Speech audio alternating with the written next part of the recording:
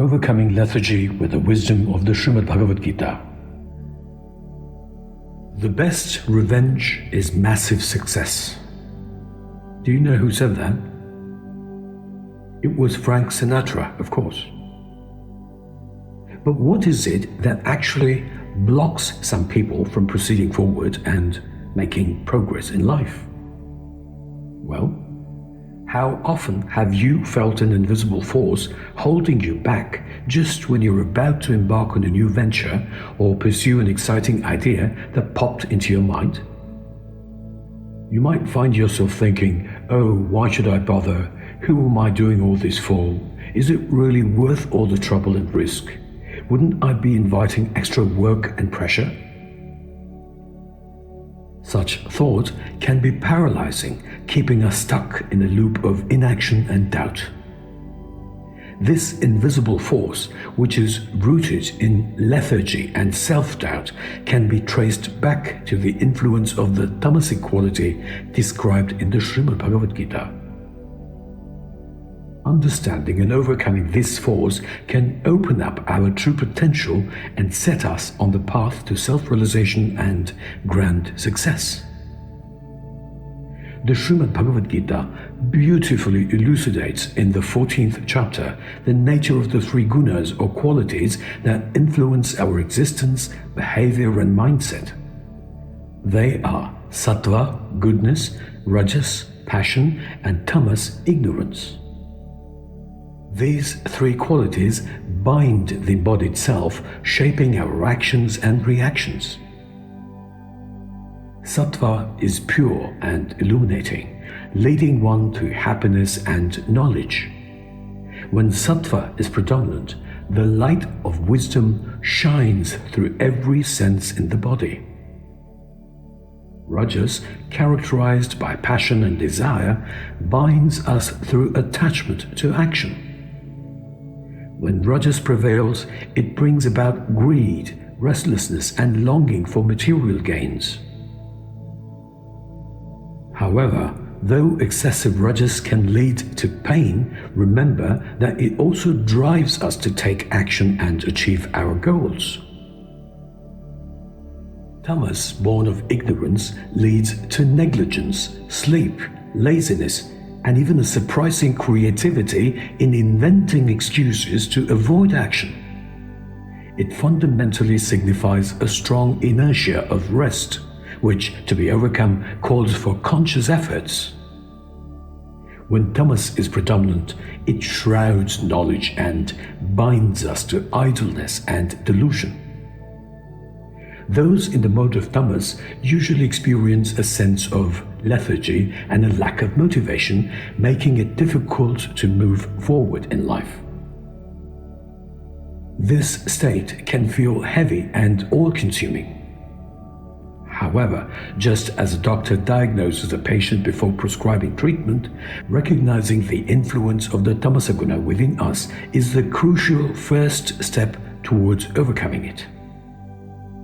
By consciously striving to elevate ourselves towards sattva, the quality of goodness and clarity, we can break free from the restrictive grip of tamas and the sometimes uncontrollable levels of passion and aggression caused by rajas, ultimately opening up our true potential and stepping into a life of purpose and fulfillment. Krishna says in Shoker 245, Vedic literature focuses on material aspects tied to the three gunas. One should transcend these gunas, liberate oneself from dualities, remain anchored in sattva, and be established in the self or Brahman. But what does Krishna mean by transcending above the three gunas and always remaining in sattva, when sattva is one of the three gunas? Consider an analogy which I made up to explain this. Let's say you are going on a journey abroad by plane. You first endure infuriating traffic on your way to the airport, which is sometimes dead slow. This can be likened to the tamas stage. Then you proceed through check-in and baggage, comparable to the rajas stage. Finally, you clear immigration, meaning you have technically left the country, although you are still there. Even though you have not taken off, you're ready to take off. This is what the Shoker means: clear all stages and remain ready for takeoff into the world of utmost bliss caused by self-realization. Reflecting on my own journey, I've faced numerous challenges, including betrayal, cheating, and even dangers to my life. Despite all these, I have never once given excuses. Instead, I used every betrayal, every insult, and every hardship as rocket fuel to propel myself upward. My life was driven by rajas, fueling my passion and action. This excessive rajasic energy pushed me to new heights, helping me achieve my goals and dreams. Every insult I faced became an opportunity to prove my resilience. Every betrayal was a stepping stone to my personal growth. As Frank Sinatra said, the best revenge is massive success. One must always remember that the Tamas guna makes use of hurts and insults to cause indolence, while rajas, guided by Sattva, can act as fuel and propel the person faster and more powerfully towards their goal. While it's important to balance the gunas, embracing the positive aspects of rajas can provide the momentum needed to overcome inertia, or what I call karmic inertia. All the insults and challenges I faced became stepping stones, transforming pain into power and adversity into achievement. As the Srimad Bhagavad Gita teaches in Shloka 14:19, those who transcend the gunas and recognize them as mere agents in all actions can achieve Krishna's divine nature.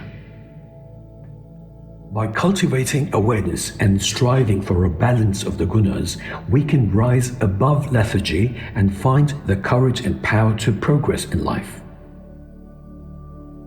Imagine an athlete, the fastest runner in his state, poised to compete in a crucial race. Just 2 weeks before the event, he injures his foot.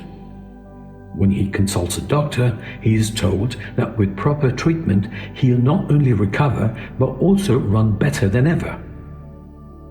Instead of following the advice, the athlete says he would first take part in the race with injured foot and would come back for treatment afterwards. This bizarre story mirrors the behavior of some people who come to me for counseling for various issues.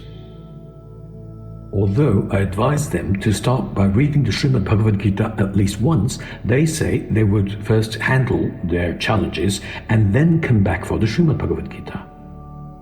Just as the athlete needs to heal his foot before the race, one must first clear and strengthen the mind, the origin of all thoughts, words, and actions.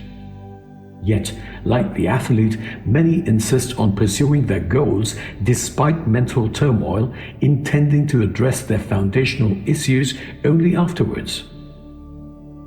An unclear mind, clouded with doubts, fears, selfishness, greed, envy, and arrogance, struggles to achieve any positive outcome. That's exactly why I have made my latest publication so accessible.